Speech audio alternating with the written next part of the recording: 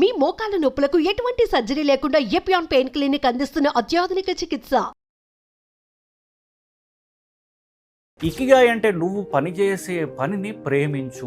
Happy mind gives you happy body. ఊరికే జబ్బులు treat చేసుకోవటం, స్టెంట్లు వేయడం, యాంజియోగ్రాములు చేయడం, ఆపరేషన్ చేయించుకోవడం కాకుండా ఇది రాకుండా నేనేం చేయగలిగాను. 100 ఏళ్ల పైన జీవించటము, ఆరోగ్యంగా ఉండటము, ఎటువంటి ఇల్ హెల్త్ రాకుండా ఉండటము. ఈ ఒకినావాలో ఉన్నటువంటి వాళ్ళ లాంగ్ లైఫ్ కారణం ఒకటి ఇకిగాయ్, రెండు వాళ్ళ డైట్లో కనుక్కుంది ఏంటంటే ఎక్కువ ఫిష్ తింటారు వాళ్ళు. ఫిష్లో ఒమేగా 3 ఫ్యాటీ ఆయిల్ అది ఉండటానికి కారణము అది తినే మొక్క. క్రిల్ అనేటటువంటి సముద్రంలో ఉన్నటువంటి మొక్క. కార్బోహైడ్రేట్స్ మన డయాబెటిక్స్ క్యాపిటల్ లాగా అయిపోయింది ఇండియా అంటున్నాం. మరి వాళ్ళు కూడా రైస్ తింటున్నారు కదా, వాటి ది డిఫరెన్స్. షుగర్ ఉంటే మనకి హార్ట్ అటాక్లు, కిడ్నీ ప్రాబ్లమ్స్ ఎక్కువ వస్తాయి. వాళ్ళకి పక్షవాతాలు ఎక్కువ వస్తాయి. చైనీస్ పాపులేషన్, చైనా, జపాన్ వాళ్ళకి రైస్ అంత డేంజరస్ కాదు. కార్బోహైడ్రేట్స్కి మనకి పబ్లిక్ ట్రాన్స్పోర్ట్ వాడటము, నడిచి వెళ్ళటము, సైకిల్ మీద సైకిల్ దొక్కడం, డబ్బు సంపాదిస్తూ సంతోషంగా ఎట్లా ఉండాలి అనేటువంటిది ఒక కాన్సెప్ట్గా చేసుకొచ్చారు. ఇది ప్రపంచంలో మామూలు మన జీవితాన్ని బతికేయడానికి, సంతోషంగా ఉండడానికి అంత ఉపయోగపడుతుంది. అంటే ఫుల్ ఆఫ్ హెల్త్ తోటి, without tablets, injections, without consulting doctor. వాళ్ళ శారీరక అరిగించుకునే శక్తి మిగతా వాళ్ళకంటే. If you are happy, you live longer. If you are not happy, you cannot live long. Long life is useless if there is no quality of life. 90 ఏళ్ళు బతికి 90 ఏళ్ళ last 10 ఏళ్ళు ventilator మీద మంచం మీద బతికితే అది బతికే కాదు. బతికినంత కాలం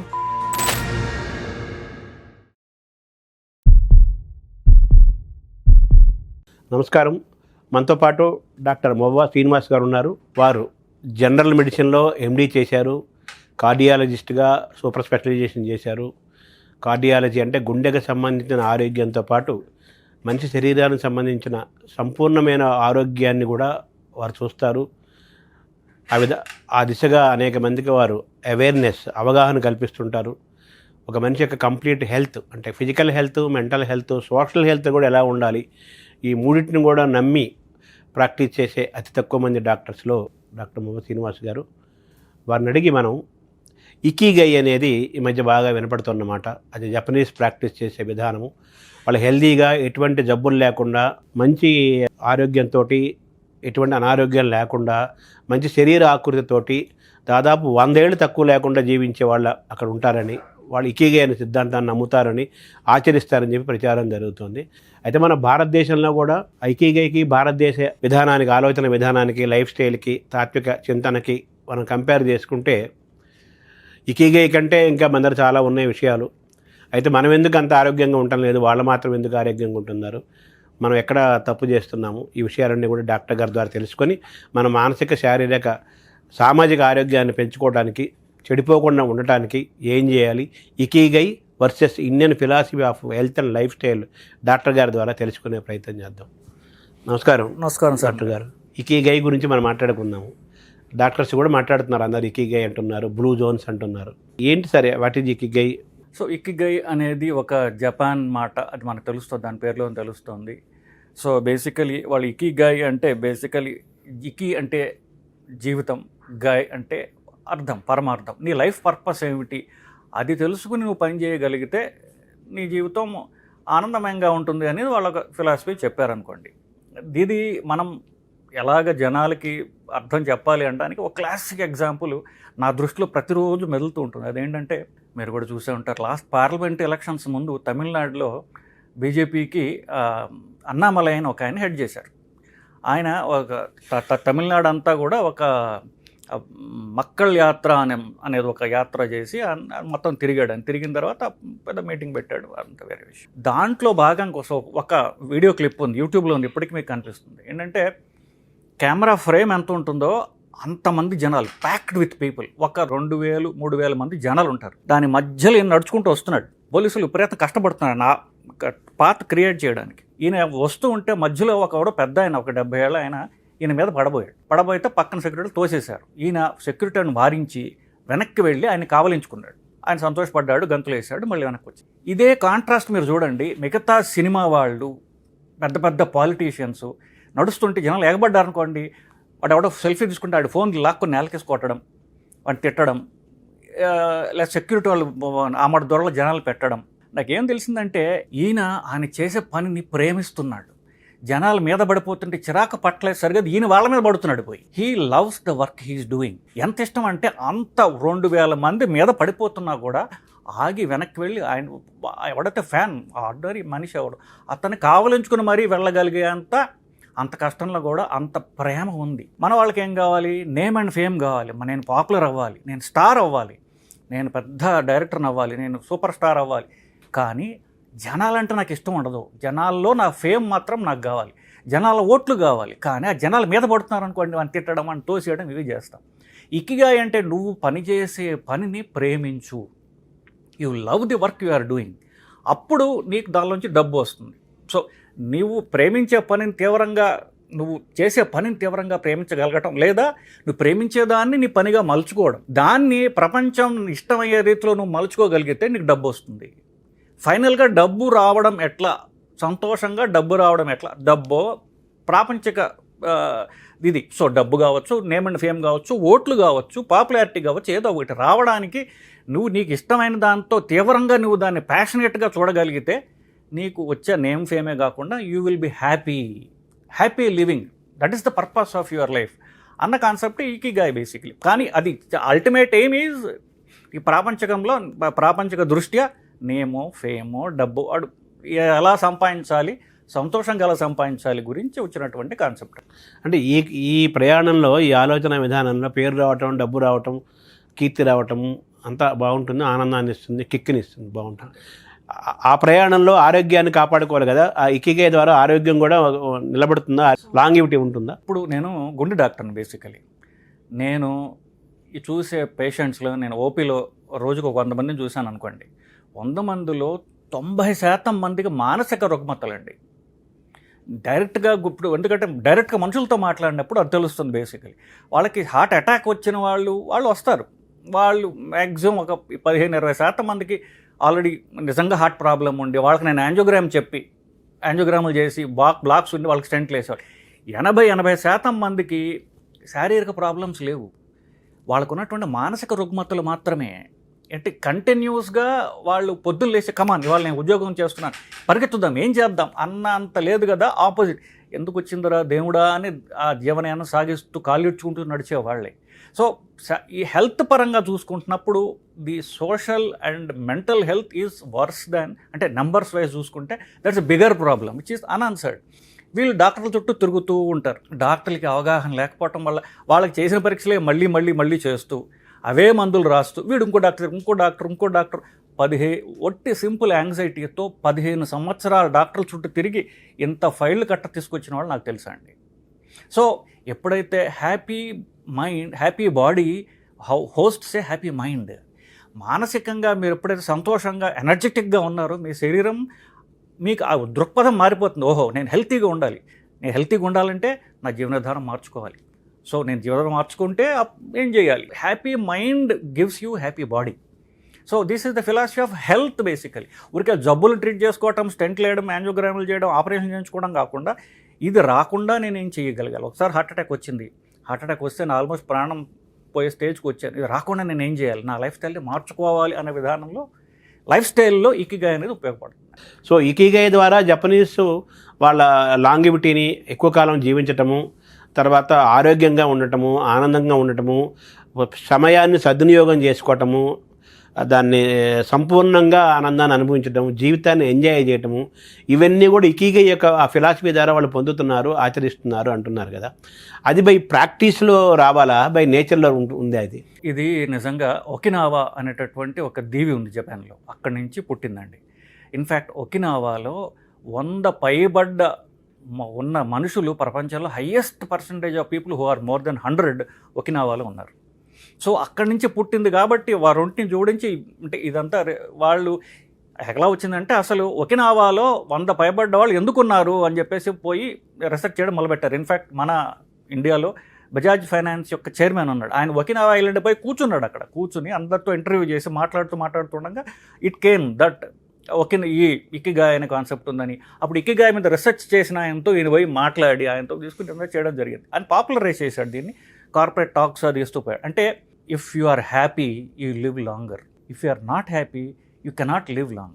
హ్యాపీగా బతకడం ఎట్లా అంటే రోజు చేసే పనిలోనే నువ్వు హ్యాపీనెస్ జనరేట్ చేసుకుంటూ, ఈ రెండు కలిస్తే డబ్బు సంపాదన కూడా రావచ్చు. సో నువ్వు హ్యాపీగా పని చేసుకుంటూ అది నువ్వు మానిటైజ్ చేసుకోగలిగితే నీకు సాటిస్ఫాక్షన్ వస్తుంది, హ్యాపీనెస్ వస్తుంది. పని అది కష్టం కాదు, ఇష్టం అవుతుంది అప్పుడు. సో పనిని కష్టంతో కాకుండా ఇష్టంతో చేసుకుంటూ దాంతో డబ్బు సంపాదించగలిగితే you will live happy and long and healthy life అని ఆ ఒకినావా జనాలు మనకి ప్రూవ్ చేశారు. అంటే మన వాళ్ళు డబ్బులు సంపాదిస్తున్నారు, పేరు సంపాదిస్తున్నారు, కీర్తిని ఎంజాయ్ చేస్తున్నారు.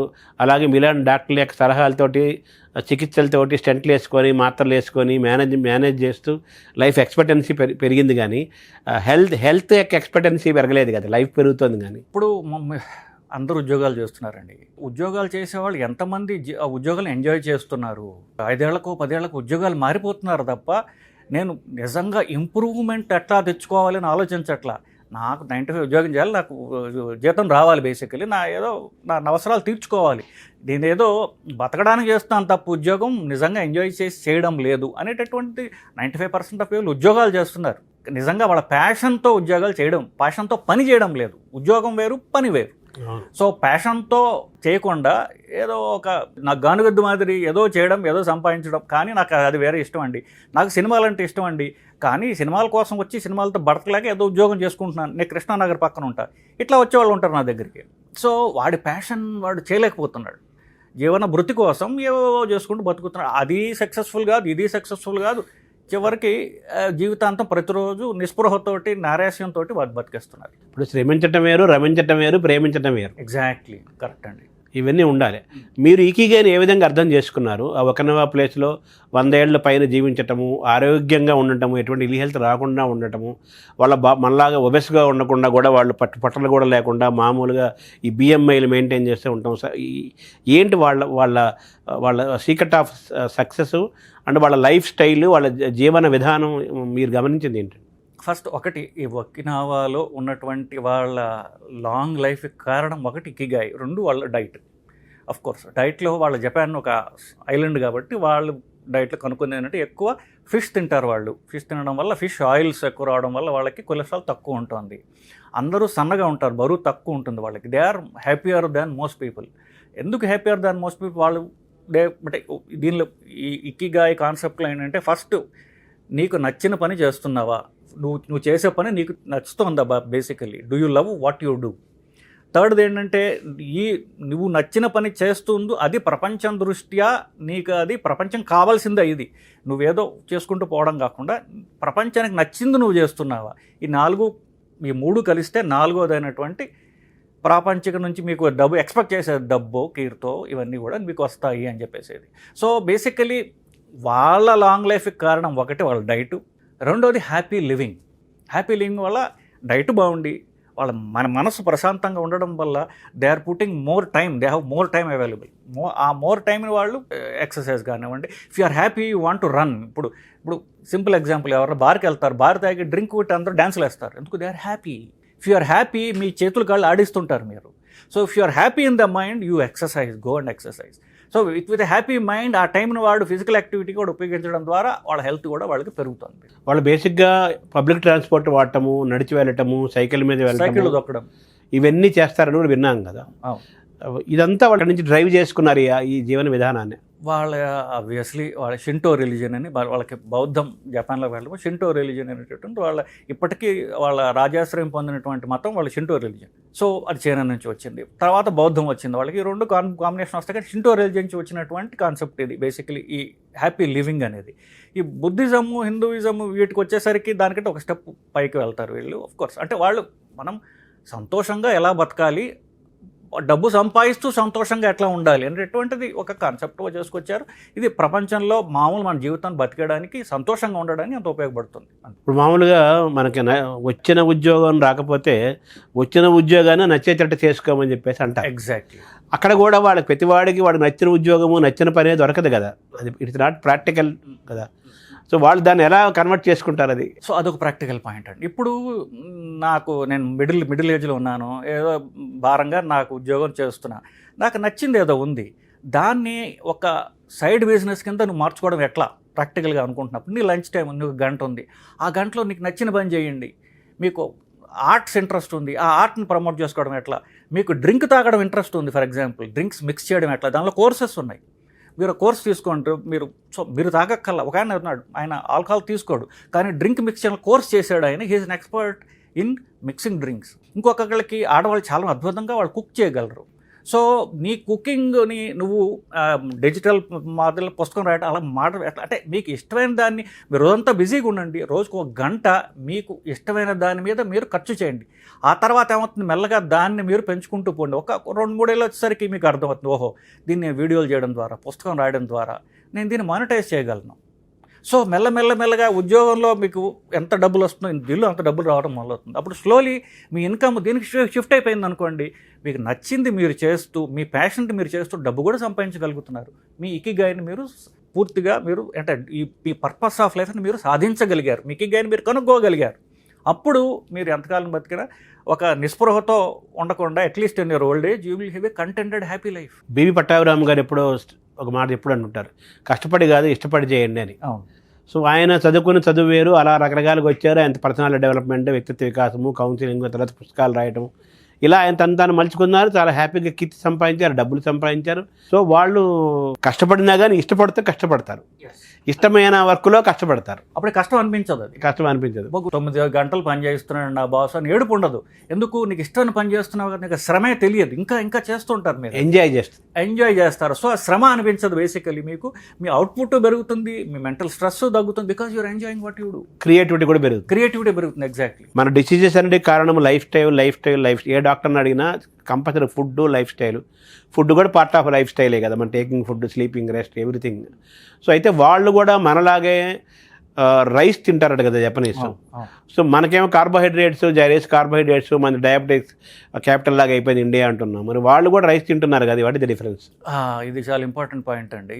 బేసికలీ రైసు, కార్బోహైడ్రేట్స్ ఎవరికి శత్రువులు అంటే అందరికీ కాదు. ఇప్పుడు షుగరు మన భారతదేశంలో ఎక్కువ, చైనాలో కూడా ఎక్కువ. అంటే Chinese population, Japan, China, south Korea ఈ పాపులేషన్ తీసుకుంటున్నప్పుడు అది వేరే జీన్ పూల్, అది దేశాలు వేరైనప్పటికీ కూడా షుగర్ ఉంటే మనకు హార్ట్ అటాక్లు, కిడ్నీ ప్రాబ్లమ్స్ ఎక్కువ వస్తాయి, వాళ్ళకి పక్షవాతాలు ఎక్కువ వస్తాయి. చైనీస్ పాపులేషన్, చైనా, జపాన్ వాళ్ళకి పక్షవాతాలు ఎక్కువ వాళ్ళకి. సో వాళ్ళకి రైస్ అంత డేంజరస్ కాదు. మన కార్బోహైడ్రేట్స్కి మన శరీరం, సౌత్ ఏషియన్ పాపులేషన్ అంటే మొత్తం పాకిస్తాన్ నుంచి బంగ్లాదేశ్, కొంచెం బర్మా ఈ టైప్లో వరకు కూడా ఇది కార్బోహైడ్రేట్స్కి మనకి ఫ్యాట్ కింద కన్వర్ట్ అవుతుంది. మనం సన్నగా ఉన్నప్పటికీ లోపల ఫ్యాట్ ఎక్కువ ఉంటుంది. వాళ్ళకి అలా కాదు. వాళ్ళకి ఏంటంటే చాలా వాళ్ళు ఎంత తిన్నా సన్న శరీరాలు, వాళ్ళు చూడండి పొట్టిగా సన్నగా ఉంటారు పాపులేషన్ అంతా. అంటే వాళ్ళ మెటబాలిజం మనకంటే బెటర్ మెటబాలిజం. పొట్టలు ఎవరికి ఉండవు, సన్నగా పొట్టిగా ఉంటారు అంతే. వాళ్ళు అసలు వయసే తెలియదు, మగ ఆడెవరో కూడా తెలియదు మనకి, అంత ఒకే యూనిఫామ్ పాపులేషన్ వాళ్ళది. సో వాళ్ళ మెటబాలిజం మనకంటే డిఫరెంట్ అండి.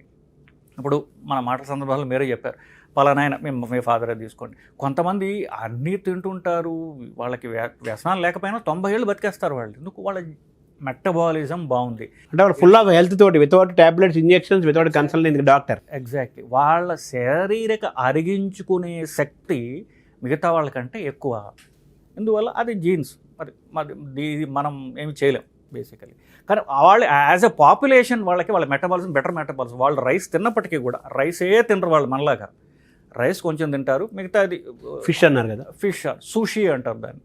సో రైస్ని ఫిష్లో ర్యాప్ చేస్తారు దానికి. సో రైస్ ఎంత తింటారు, ఫిష్ అంతే తింటారు, కాబట్టి గుడ్ కొలెస్ట్రాల్ వాళ్ళకి రావడం ద్వారా వాళ్ళు ప్రొటెక్ట్ అవ్వబడ్డారు. మెటబాలిజం కూడా బెటర్ మెటబాలిజం, అందువల్ల వాళ్ళు కాపాడబడ్డారు. ఫిష్ మంచిదని మన డాక్టర్లు కూడా చెబుతున్నారు. ఒమేగా 3 మంచిది చాలా అంటున్నారు, ఐకి మంచిది, అన్ని మంచిది అంటున్నారు. బట్ మనం ఇండియాకి వచ్చారు, మనకుండే ఫిలాసఫీ, మన తత్వంలో వెజిటేరియన్, నాన్ వెజిటేరియన్ 2 భాగాలుగా మన ఆహార విధానం ఉంది. కాబట్టి మరి వెజిటేరియన్స్ మరి ఫిష్ తినలేదు కదా, తినకూడదు కదా, తింటం లేదు కదా కొంతమంది, దాన్ని ఎలా చూడాలి మనం కంపారిటివ్గా? ఫిష్ అంటే ఫిష్ కాదు, ఫిష్లో ఉన్నటువంటి ఆయిల్. ఆ ఫిష్ ఆ ఫిష్ పోయి సముద్రంలో ఉన్నటువంటి మొక్కల్ని తిని, క్రిల్ అంటారు దాన్ని, ఆ మొక్కల్ని తిని ఆ మొక్కల్ని దాన్ని తిండి కింద తీసుకుంటుంది, దాంట్లో ఉన్నటువంటి ఆయిల్. సో ఇప్పుడు అదే ఆయిల్ వచ్చేసింది, క్రిల్ ఆయిల్ అని ఉంది, ఒమేగా-3 ఫ్యాటీ యాసిడ్స్ అనేటువంటి ఆయిల్ ఉంది. So of course fish liver oil అని కూడా ఉంది బేసికలీ. సో మీకు ఫిష్ తిన్నప్పుడు ఫిష్లో ఆయిల్ తీసుకోవచ్చు, అది కూడా నాకు యానిమల్ తిన్నట్టుగా ఉంది అనిపిస్తే డైరెక్ట్గా ఒమేగా-3 ఫ్యాటీ యాసిడ్స్ అంటే ఏ మొక్క నుంచి అయితే ఆయిల్ వచ్చిందో ఆ మొక్కను తీసుకోవడం, ఆ మొక్కలో ఉన్నటువంటి ఆయిల్ తీసుకోవడం ద్వారా మనకు అంతే హెల్త్ బెనిఫిట్స్ మనకి వస్తాయి. So ఒమేగా-3 fatty acids, krill oil ఇవన్నీ కూడా తీసుకోవచ్చు. ఫిష్లో ఒమేగా-3 ఫ్యాటీ ఆయిల్ అది ఉండటానికి కారణము, ఫిష్లో ఉండటానికి కారణం అది తినే మొక్క అది krill అనేటటువంటి సముద్రంలో ఉన్నటువంటి మొక్క. ఆ మొక్క మనకి అవైలబుల్గా లేదా? అది సముద్రంలో పెరుగుతుంది. ఆ మొక్కల్లోంచి ఆయిల్ డిరైవ్ చేస్తారు. krill ఆయిల్ అని దొరుకుతుంది మాట. ఇప్పుడు మన అది యూసేజ్ పెద్దగా ఎక్కడ కనిపించట్లేదు కదా. ఎక్కడ లేదు బేసికలీ. బట్ ఇది సైంటిఫిక్లీ ప్రూవ్. దీపక్ భట్ అని ఒక ఆయన హార్వర్డ్ యూనివర్సిటీలో, ఇది దీని గూగుల్లోనే ఉంటుంది, చూడొచ్చు మీరు. ఆయన నేను కలిశాను కూడా బేసిక్గా. ఆయన ఇండియా వచ్చి కొన్ని కాన్ఫరెన్స్లో ప్రజెంట్ చేశారు కూడా ఆయన. He did a lot of research and preventive cardiology, block రాకుండా ఏం చేయాలి అని దాని గురించి. దాంట్లో భాగంగా ఈ ఒమేగా-3 ఫ్యాటీ యాసిడ్స్, ఇక DHE అనేటువంటి సబ్స్టెన్స్, ఇవన్నీ కూడా రీసెర్చ్ ద్వారా కనుగొనబడిన తప్ప ఇదేదో ఒక భావజాలం నుంచి వచ్చింది కాదు. సో ఇప్పుడు మనము రకరకాల ఆయిల్స్ వాడుతున్నాము. మనం ఆయిల్స్ ఇంటేక్ తీసుకుంటే ఇంగ్రీడియంట్స్గా మార్చుకుంటే దాన్ని మార్చుకుంటూ వస్తున్నాము in the interest of the health. అందులో భాగంగా మీరు చెప్పిన ఈ ఒమేగా ఫ్యాటీ యాసిడ్ల మూలమైన ఆ గ్రిల్, ఆ మొక్కని మనం ఆయిల్గా మలుచుకోవటంలో మనం ఎందుకు వెనకబడుతున్నాం? అంటే అది కమర్షియల్ చేసే అంత ఇంకా ఇంట్రెస్ట్ లేదు వాళ్ళకి. అంటే ఇప్పుడు ఆ సముద్రం నుంచి ఎక్స్ట్రాక్ట్ చేయాలి, అదే బయట మనం పెంచుకోవచ్చు కదా. కొన్ని సముద్రంలోనే ఆ మొక్కను ఎక్స్టెన్సివ్గా పెంచడం ద్వారా దాని నుంచి ఆయిల్ తీయడం ఎట్లా, ఇట్లాంటిది ఇంకా అది ఆ టెక్నాలజీ ఇంకా డెవలప్ చేసుకోవట్లేదు మనం ఇంకా బేసిక్గా. సో దాని కన్నా మనం ఆ సముద్రంలో ఉండే ఆ మొక్క, ఆ గ్రిల్ను బయటికి తీసి వాటిని పెంచి దాన్ని ఆయిల్ ఎక్స్ట్రాక్ట్ చేసి ఆయిల్ మనం వాడుకోవడం కానీ మొదలు పెడితే అందరికీ కూడా, వెజిటేరియన్ అందరికీ కూడా ఒమేగా-3 ఫ్యాటీ ఆయిల్ అందుతుంది. సో మన కొలెస్ట్రాల్ పెరగకుండా ఉంటుంది, మంచి కొలెస్ట్రాల్ అదే చెడు కొలెస్ట్రాల్ అదే తగ్గించుకుంటాం ఆటోమేటిక్గా. సో బ్లాక్స్ స్టెబిలైజ్ అయిపోతాయి, హార్ట్ అటాక్స్ రాకుండా మనం కాపాడుకోవాలి. అది చేసుకోవాలి. తర్వాత ఇకిగైలో వాళ్ళు 1, 2, 3, 4, 5 ఉన్నాయి కదా. మీరు మీ థియరీని ప్రకారం దాన్ని ఎలా చూస్తారు? 4 ప్రిన్సిపల్స్ ఉంటాయి. వాళ్ళు డూ వాట్ యూ లవ్, సెకండ్ది do what you are good at. So ఈ రెండు నిజానికి దగ్గరగా ఉంటాయి. నీకు ఏదైతే దాన్ని లవ్ చేస్తావు కదా, నీకు ఏదైతే నీ స్కిల్ దేంట్లో ఉంటుందో దాన్ని ప్రేమించు, ఆ పనే చెయ్యి. ప్రపంచానికి నచ్చేది ఇదేనా, లేకపోతే ప్రపంచానికి నచ్చే విధంగా దీన్ని నువ్వు మార్చుకో. 4వది దీని నుండి నువ్వు డబ్బు సంపాదించు. ఇవి 4 ప్రిన్సిపల్స్. ఇన్ఫ్యాక్ట్ ఒక ఆయన ఉన్నారు, ఆయన ఇప్పుడు ఇండియన్ కానీ అమెరికా వెళ్ళి సెటిల్ అయ్యారు బేసిక్. ఆయన పేరు నావల్ రవికాంత్.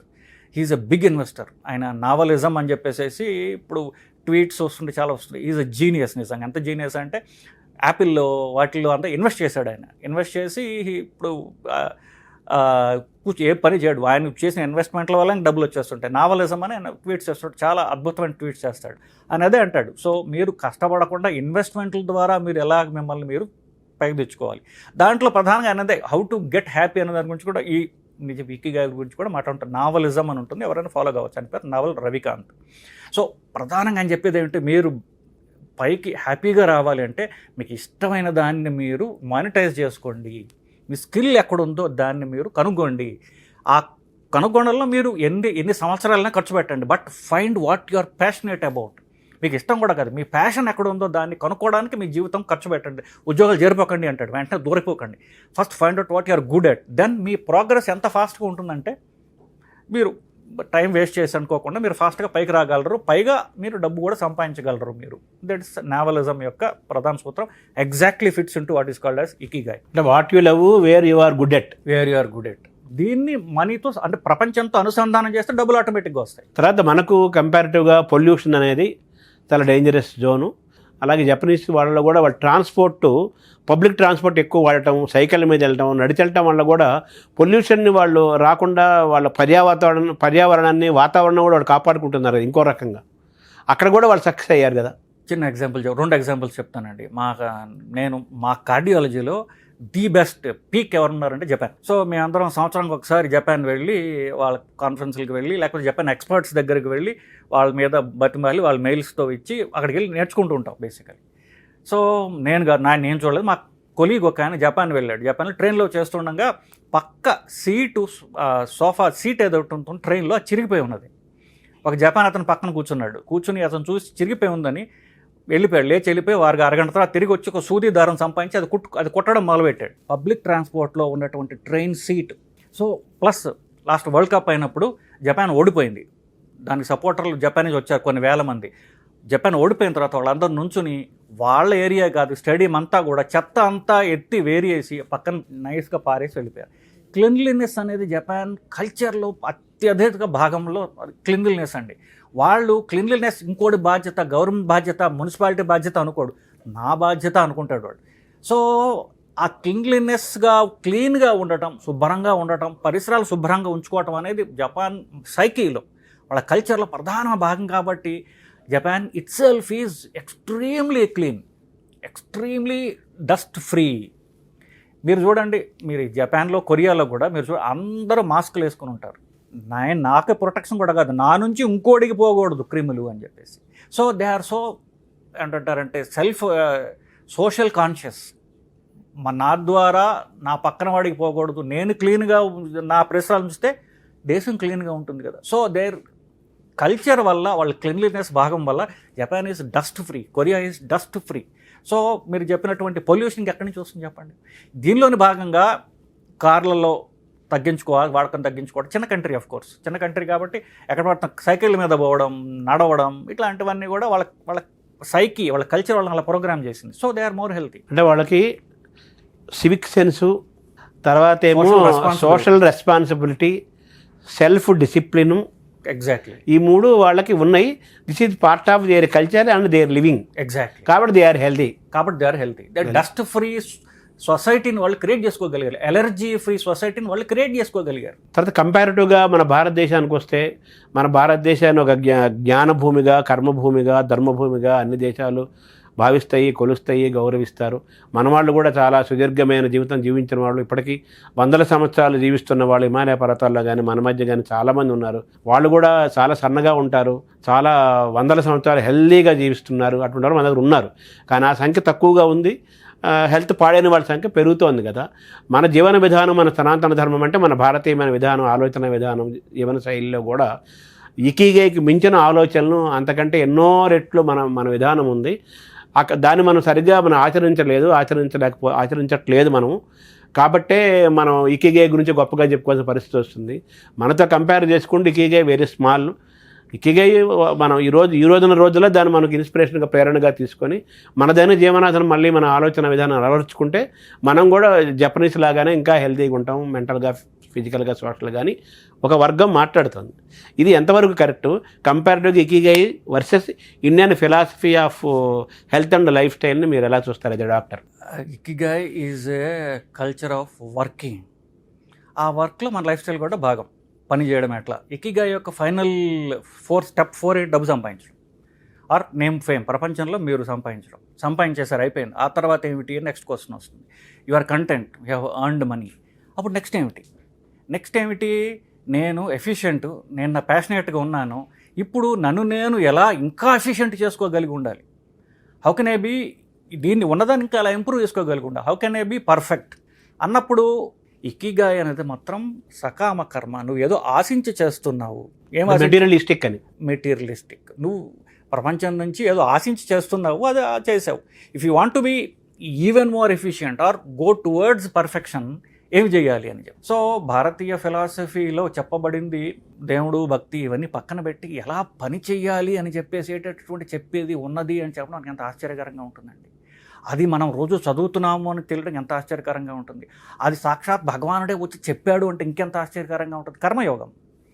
సో కర్మయోగం అనేటటువంటిది, కర్మయోగం, భక్తి యోగం, జ్ఞానయోగం అన్నీ ఉన్నప్పటికీ కర్మయోగం అనే చాప్టర్ పెట్టాడు ఆయన. ఎందుకు? భగవద్గీత ఇంట్రడక్షన్ చెప్తాడు, ఉపనిషత్తులు అనేటటువంటి గోవు నుండి పాలు పితికి ఒక గోవత్సం అయినటువంటి అర్జునుడికి ఈయన పట్టించాడు అని చెప్పేసి. సో దాన్ని పట్టించి ఏం పిండాడు? కర్మ ఎలా చేయాలి అని పిండాడు కదా. సో ఆ కర్మలు ఏం చెప్తుంది? నిష్కామ కర్మ అని చెప్తుంది. అంటే ఏమిటి? ఇకిగాయ్లో 4th స్టెప్ నువ్వు ఏదో ప్రపంచం ఆశించి చేస్తున్నావు. సో ఆశించి చేయడం వల్ల నీకు ఎప్పుడో ఒకప్పుడు నేను పనిచేసినంత నాకు రావట్లేదే, నేను ఆశించినంత నాకు డబ్బులు రావట్లేదే, ఆశించినంత నాకు నేమ్ ఫేమ్ రావట్లేదే అన్నటువంటి దానికి లోనవుతావు. ఎందుకు? You're dependent on the world. If you are not dependent on the world, if you are only focused on self improvement, ప్రపంచంతో సంబంధం లేకుండా పూర్తిగా నేను ఎలాగ ఇంప్రూవ్ అవ్వాలి అనేటువంటి నువ్వు ఆలోచించగలిగితే నీకు ఇకిగాయ్కి నెక్స్ట్ స్టేజ్కి వెళ్తావు. ప్రపంచం యొక్క మెప్పు, డబ్బు మీకు అవసరం లేదు. అది కర్మయోగంలో పెట్టాలి, అది జ్ఞానయోగంలో పెట్టాడు. అది థర్డ్ చాప్టర్లో పెట్టాడు. నాలెడ్జ్ అది ముందు చాప్టర్లో పెట్టాడు. కర్మయోగం థర్డ్ చాప్టర్ అయితే సెకండ్ చాప్టర్లో జ్ఞానయోగంలో పెట్టాడు. ఏమిటి? నిష్కామ కర్మ ఎట్లా చేయాలి అంటే you don't expect anything from the world, you are only focused on self improvement. మిమ్మల్ని మీరు ఇంప్రూవ్మెంట్ ఎలా చేసుకోవాలి అన్నది ఆఫ్ కోర్స్ దానికి పెద్ద I don't want go into the philosophical aspects of that, but only scientific and healthy, only focused on self improvement. ఎట్లా ప్రపంచంతో పెట్టుకుంటే సెల్ఫ్ ఇంప్రూవ్మెంట్ రాదు, because you're dependent on them. మీరు ప్రపంచం సంబంధం లేకుండా మీ యొక్క ప్రపంచంతో మీ కనెక్షన్ ఏమిటి? మీ ఇంద్రియాలు. సో ఇంద్రియాలని మీరు కంట్రోల్ చేసుకోవడం ద్వారా ప్రపంచంతో సంబంధం, యు ఆర్ ఓన్లీ బుద్ధితో ఇంద్రియాలు కంట్రోల్ చేసి you're only focused on self improvement. అది జ్ఞానయోగం అన్నాడు. So we're a step ahead than. Ikigai తర్వాత ఏమిటి? ఇది సకామ కర్మ అయితే నిష్కామ కర్మ చెప్పింది మన భగవానుడు చెప్పినటువంటి భగవద్గీతలో. వాళ్ళకి మనకి తేడా ఏంటంటే ఇకిగా ఏంటంటే ఓన్లీ మెటీరియలిస్టిక్గా ఆనందము కీర్తి, ఆనందము డబ్బు కీర్తి అని అక్కడ నువ్వు కొట్టుకుంటున్నప్పుడు అప్పుడు నీకు మెంటల్ హెల్త్ని కోల్పోతాం కదా మనం ఆ రేసులో. చిన్న ఎగ్జాంపుల్ ఇస్తాను సార్. ఒక డీజీపీ పోలీస్ డైరెక్టర్ జనరల్గా పనిచేసిన ఆయన ఒక ఆయన నేను 2 నెలల క్రితం చూసా. ఆయన రిటైర్ అయ్యి సంవత్సరం ఎంతో అయింది. ఎప్పుడైతే పవర్ పోయిందో సివియర్ డిప్రెషన్కి లోనైపోయాడు ఆయన. సో ఎందుకు? ఆయన యొక్క సెల్ఫ్ ఎస్టీమ్, ఆయన సెల్ఫ్ వర్త్, ఆయన సెల్ఫ్ కాన్ఫిడెన్సు, ఆ పవర్ ఇచ్చేటటువంటి హంగు, ఆ పవర్ ఇచ్చేటటువంటి పవర్ మీద ఆధారపడి ఉంది.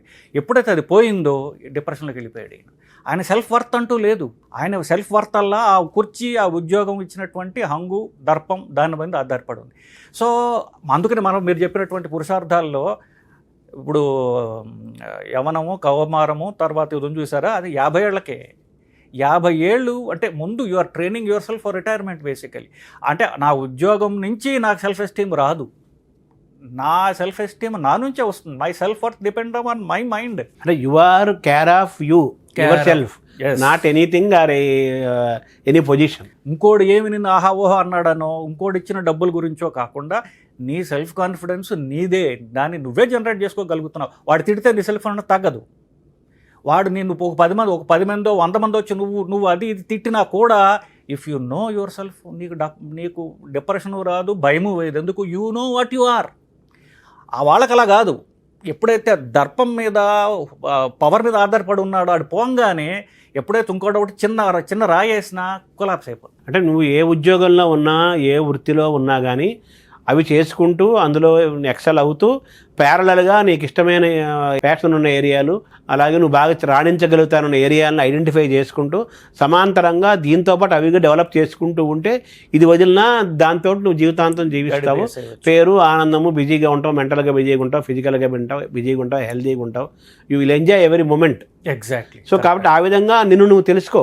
ఎగ్జాక్ట్లీ కరెక్ట్ అనేది అని మనం భారతీయ విధానం చెబుతోంది. అది కర్మయోగం అదే చెప్తుంది బేసికలీ. కర్మయోగంలో బేసికలీ అంటే కర్మయోగం పని చేయాలని చెప్పాడు, ఫిలాసఫీ ఆఫ్ పని గురించి మాట్లాడలేదు వాడు. బేసికలీ భారతీయ దాంట్లో నువ్వు చేసే పనిలో ఎలా, ఇప్పుడు నేను రోజుకి 50 మందిని చూస్తానండి.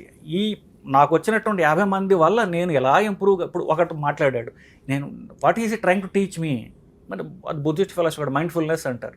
So what is it trying to teach me అనేటటువంటిది నేను నేర్చుకోగలిగితే ప్రతిరోజు స్వామి రంగనాథానంద భగవద్గీత మీద ఎక్స్టెన్సివ్ కామెంటరీ చేసినటువంటి తర్వాత ప్రెసిడెంట్ ఆఫ్ రామకృష్ణ మిషన్ అయ్యారు. వారు హైదరాబాద్ రామకృష్ణ మిషన్లో అంట్లు దోమేవారు.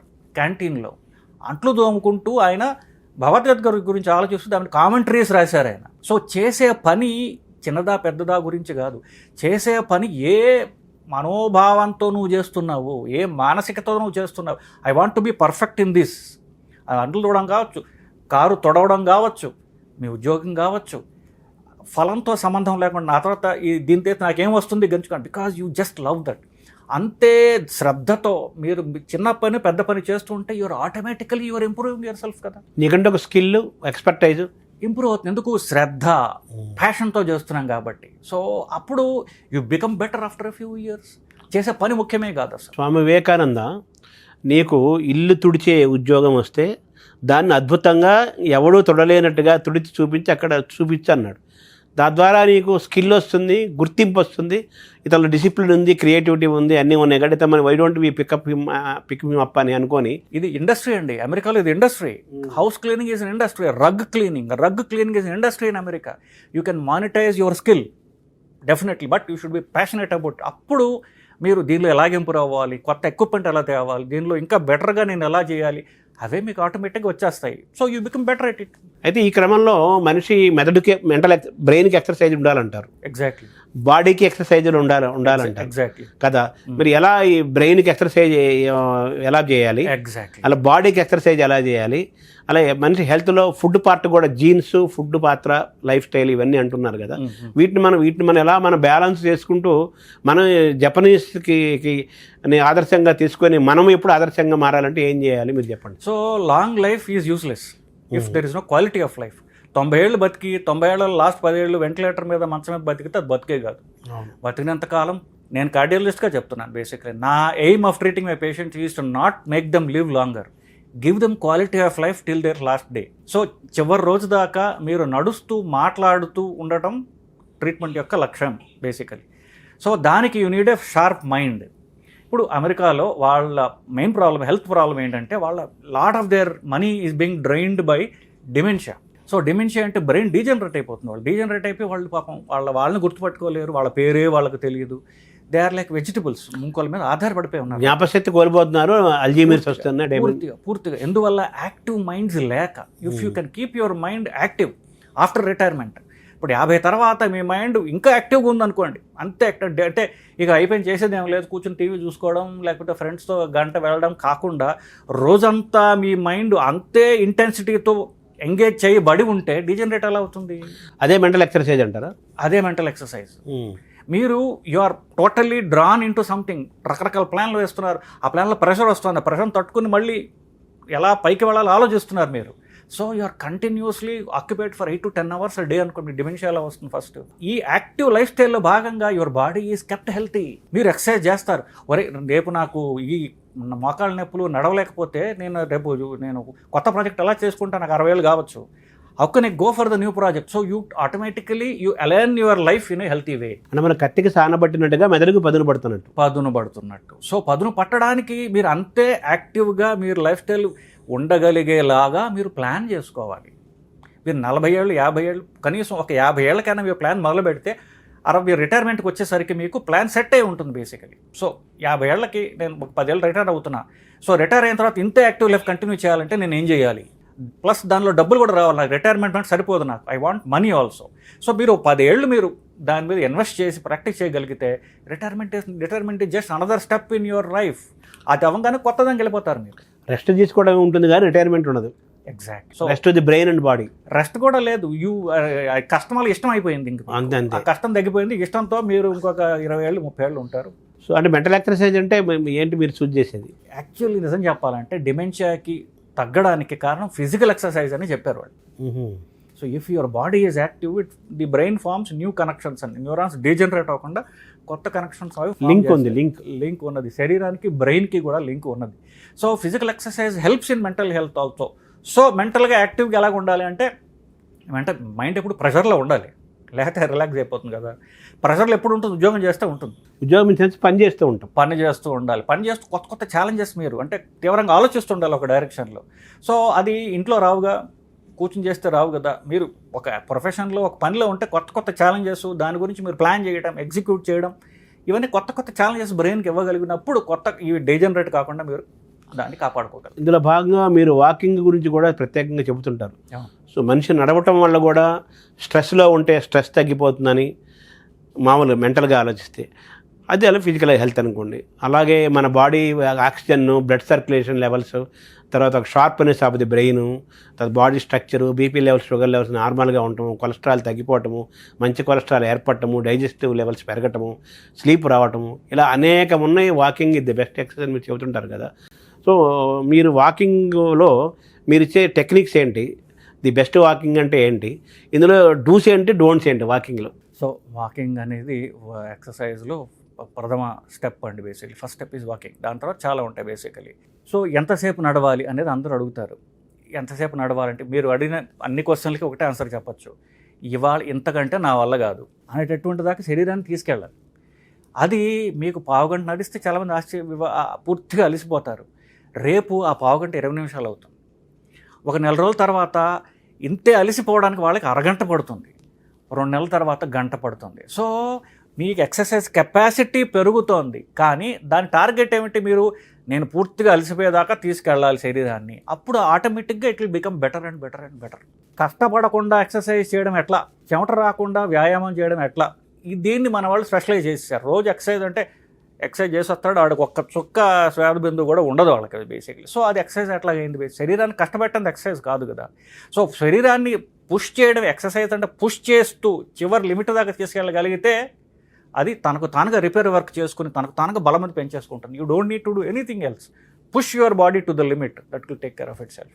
సో వాకింగ్ వల్ల హార్ట్ కూడా హెల్తీగా ఉంటుంది కదా. హార్ట్కే ఫస్ట్ వాకింగ్ చేయాలంటే ఫస్ట్ పెరగాల్సిన హార్ట్ రేట్. సో హార్ట్ హెల్త్కి ప్రధానమైన కార్డియో అంటారు దాన్ని. కార్డియో అంటే ఏరోబిక్ లేదా ట్రెడ్మిల్ వాకింగ్. ఇది ప్రధానంగా హార్ట్కి హెల్ప్ చేస్తుంది. మజిల్స్ తర్వాత ఫస్ట్ హార్ట్కి హెల్ప్ చేసేది walking, running, jogging, treadmill. Brain power కూడా వాకింగే కదా. బ్రెయిన్ పవర్ కూడా వాకింగ్. ఎందుకు? సర్క్యులేషన్ పెరుగుతుంటుంది కదా. మీరు నడుస్తుంటే గుండె హార్ట్ రేట్ పెరుగుతుంది. సో శరీరం మొత్తానికి అది బ్లడ్ ఇంకా ఇంకా ఇంకా అందిస్తూ ఉంటుంది. సో ఆక్సిజన్ అందుతుంది, చెడు లాగేస్తుంటుంది blood. So the system is whole మొత్తం ఒక సర్వీసింగ్ అయిపోతూ ఉంటుంది. సో షుగర్ లెవెల్స్ను, బీపీ లెవెల్స్ను కూడా తగ్గిస్తుంది అన్ని. ఎప్పుడు? ఎందుకంటే ఈ షుగర్ తింటేనేగా మజిల్స్ పనిచేసేది. అవును. సో కొలెస్ట్రాల్ తింటేనేగా మజిల్ పనిచేసేది. సో ఇది కూడా అదే క్లీన్ చేసేస్తుంది. హార్ట్ మీద ప్రెజర్ ఏమి ఉండదా? హార్ట్ చాలా తెలివైన ఆర్గన్ అండి. అది మీకు ఎంత కావాలో దానికి తెలుసు. మీరు నడుస్తుంటే హార్ట్ రేట్ పెరుగుతుంది, కొన్నాళ్ళకి దానికి అలవాటు అయిపోతుంది. ఇంత నడిస్తే హార్ట్ రేట్ పెరగదు. So it becomes more and more efficient. కొంతమంది రన్నింగ్ చేస్తూ హార్ట్ ఫెయిల్ చచ్చిపోయారని, ఎందుకు ఆయన రన్నింగ్ చేస్తారని ఇలా రకరకాలుగా అంటున్నారు. వాళ్ళ గుండె జబ్బులు ఉన్నా లేదో వాళ్ళు పరీక్ష చేసుకోరు కాబట్టి. గుండె జబ్బు ఉన్నప్పుడు పరిగెత్తమని ఎలా చెప్తాం? ఆల్రెడీ గుండె బలహీనంగా పరిగెత్తమని ఎలా చెప్తాం? బేసిక్ గుండె నార్మల్ హెల్త్. నేను మాట్లాడేది హెల్తీ పీపుల్ గురించి. బేసిక్ గుండె పరీక్షలు చేసుకుని తర్వాత మాట్లాడు. సో గుండె జబ్బులు ఉన్నవాళ్ళు, గుండెపరమైన ఇబ్బందులు ఉన్నవాళ్ళు, వాళ్ళు మరి వాకింగ్లో ఎలా తీసుకోవాలి? వాళ్ళు గుండె బలం పెరగడానికి వాకింగ్, రన్నింగ్ మాత్రమే మందులండి. మిగతా మందులు లేవు. గుండె పంపింగ్ పెంచే మందులు లేవు. గుండె పంపింగ్ పెంచేది ఎక్సర్సైజ్ మాత్రమే. గుండె బలహీనంగా ఉంటే నువ్వెంత ఎక్సర్సైజ్ చేయగలవు? ప్రిస్క్రిప్షన్ తగ్గుతుంది, జీరో కాదు. జీరో ఎక్సర్సైజ్ ఉన్నటువంటి గుండె జబ్బు లేదు. మీ గుండె బలహీనంగా ఉంది, మీరు ఎంత ఎక్సర్సైజ్ చేయగలరో అంతే ఎక్సర్సైజ్ వాళ్ళకి ప్రిస్క్రిప్షన్ ఇవ్వబడుతుంది వాళ్ళకి బేసికలీ. సో వాకింగ్ ఇది best exercise for anything and everything. అందరికీ అంటే వాకింగ్, రన్నింగ్, జాగింగ్ ఇది బేసిక్ ఆ సీక్వెన్స్. థ్యాంక్ యూ డాక్టర్ గారు. నమస్కారం.